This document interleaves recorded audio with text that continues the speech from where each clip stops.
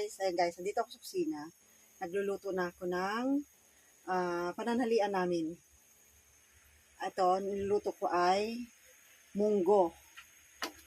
Munggo, nilagyan ko ng pork and okra. Meron pang ilalagay ko dito guys, yung ampalaya at malunggay. At meron pa ako guys niluluto. Itong liempo. Marinated liempo. Ayan siya guys. O sige, kumuha ka na. Ayan guys, yung ating liempo. Ayan.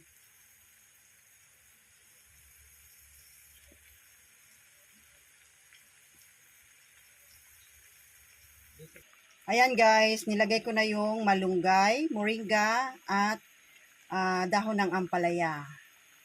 Yummy! Yummy, yummy!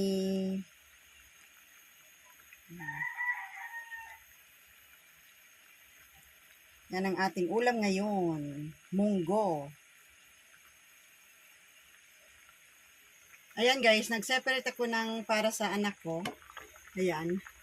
Kasi lalagyan ko pa to ng hipon. Bawal yung anak ko sa hipon, kaya nag-separate na ako ng para sa kanya. Ayan. Yummy!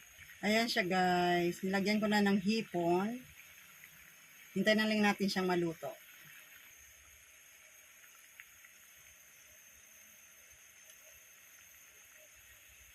Kung magluto, ayan na guys yung ating munggo, yung ating liempo, marinated liempo, at ito pa guys yung nauna kong naluto, yung tulingan, adobo.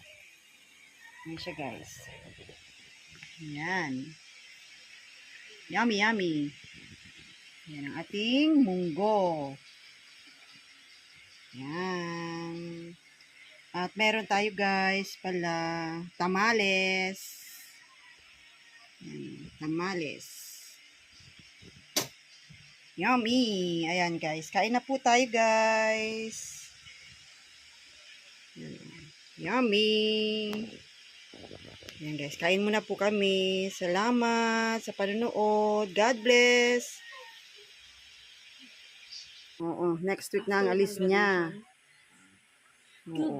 Good. One day Good in luck. Baguio. One day in Baguio. One day in Baguio. Review. Just 2 day in Baguio. Today, lalamig. Hindi alamig. Kain tayo guys. Ayan.